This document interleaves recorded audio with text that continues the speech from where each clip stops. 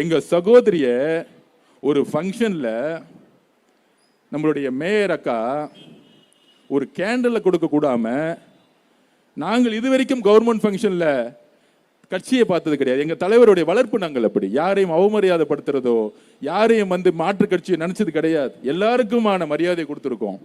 ஆனா ஒரு சாதாரண ஒரு கவர்மெண்ட் ஃபங்க்ஷன்ல புரோட்டோகால் படி சட்டமன்ற உறுப்பினர் மேயருக்கு அப்புறம் இருக்க வேண்டியது ஒரு கேண்டில் கூட கொடுக்காம, மேயருங்கிற ஒரு அகங்காரம் இருக்குல்ல, அந்த அகங்காரம் எங்க வந்தா திமுகங்கிற ஒரு அகங்காரம் இருக்குல்ல, அந்த அகங்காரம் எங்க வந்துச்சுன்னா பிறப்பால் ஒருத்தர் முதலமைச்சராக உருவாக்கினாங்கல்ல திரு மு.க. ஸ்டாலின் தன்னுடைய இளவரசர் உதயநிதி கொடுக்கக்கூடிய அந்த வழிகாட்டுதல் இருக்குல்ல, அந்த துமுறு இருக்குல்ல, இன்னொரு ஆளுங்கட்சி நினைக்கக்கூடிய துமுறு இருக்குல்ல, அந்த திமுறை உடைக்கிறதுக்கு நாங்க திருப்பி திருப்பி வேலை செஞ்சுக்கிட்டே இருப்போம். இது வரைக்கும் நாங்க பதில் சொல்லல. எப்ப எங்களுடைய சகோதரி பல்லவி அக்காவை நீங்க அவமானப்படுத்துனீங்களோ, திரு உதயநிதி அவர்களே, உங்க நெத்தி முன்னாடி சேலஞ்ச் பண்றேன். ஒரு சாதாரண தொண்டனா இங்க இருக்கக்கூடிய ஆர்கே நகர் மக்கள் இங்கிருந்து ஆரம்பிக்கிறோம் சேலஞ்ச்.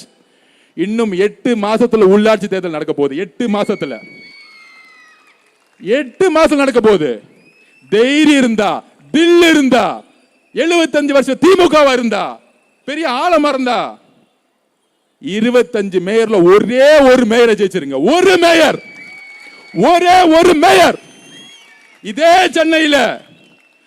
சென்னையில டெபாசிட் வாங்குறீங்களா இல்லையான்னு பாருங்க. எங்களுடைய தேர்தல் வேலையை நேத்தே ஆரம்பிச்சிட்டோம்.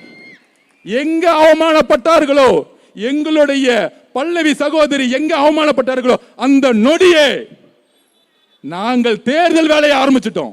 உங்களுக்கு பதில் கொடுக்கிறதுக்கு அடுத்த உள்ளாட்சி தேர்தலில் ஒரே ஒரு மேயர் ஜெயிச்சிருங்க. அப்ப நான் ஒத்துக்கிறேன், நீங்க திமுகனா யாரால அசைக்க முடியாதுன்னு. ஒரு மேயர். இது நேரடியா எதிர்த்து ஸ்ட்ரெயிட்டா நெத்திய பார்த்து பின்னாடி பார்த்து பேசுறது இல்ல. உதயநிதியோட முகத்துக்கு நேரா என் கையோடைய சுண்டு விரல் வச்சு காமிக்கிறேன். ஒரு மேயரை நீங்க ஜெயிச்சு காமிச்சிருங்க.